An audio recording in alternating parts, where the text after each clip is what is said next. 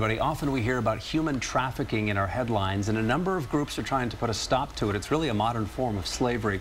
The second annual Free Austin campaign is one such effort, and we wanted to bring some attention to the campaign before it wraps up this week on Thursday. John Nehme is with Allies Against Slavery. President of Freedom's Breath, Jessica Richardson, is here too. Thank you both for taking a little bit of time.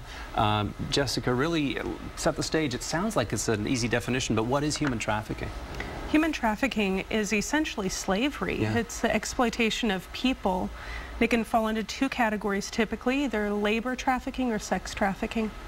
And you are a survivor of sex trafficking. I am. I am a survivor of domestic sex trafficking, all within the U.S. and a little bit of Canada.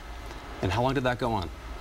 About 15 months with a pimp here. And you said you were empowered in that role.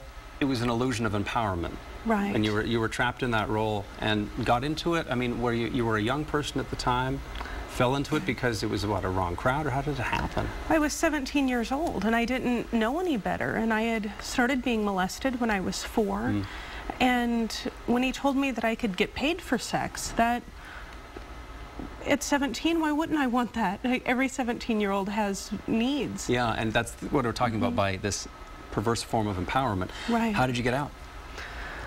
It was a long, long journey, and really it was a few really significant beatings that left me unrecognizable, that made me realize that this was not safe, and it was not good, and it was not healthy. Wow. John, tell us a bit about what's happening this week in Austin to continue to bring attention to this.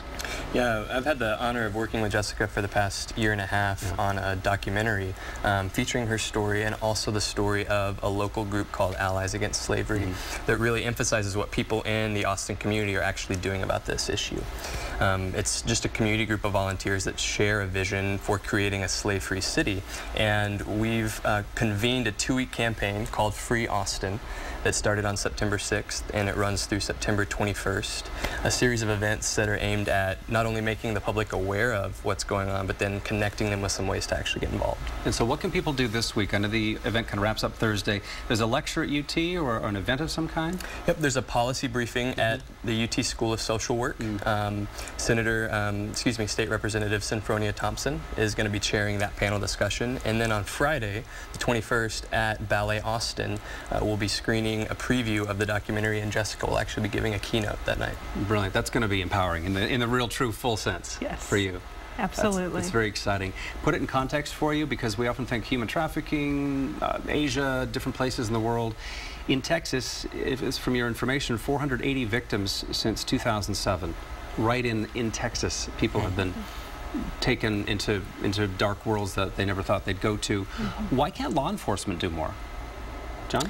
Well, our law enforcement locally is doing a lot. We have 7 officers that are dedicated to addressing human trafficking in our city. It's a hidden crime, though, and I'm sure that Jessica can speak more to that as well. It's hard to identify victims. People aren't coming forward and saying, hey, this is happening to me. I was a victim of this. At times they don't even know that it's not their fault, that what they're involved in It's like any kind slavery. of abuse, really. Yeah. Well, we really don't have a ton more time. I do just want to get the websites out, so people, if you are listening at home and maybe you want to get involved, or maybe it's time to step out of a life that you described, we've got a website or two. freeaustin.org is one. Is there another one in freeaustin.org that is really helpful? Well, Restore a Voice is working locally to provide shelter for people who have been exploited. Restore a Voice. Restoreavoice.com. Yes. Jessica and John, a pleasure to spend a little bit of time with you both. Thank you. Thank you. All right.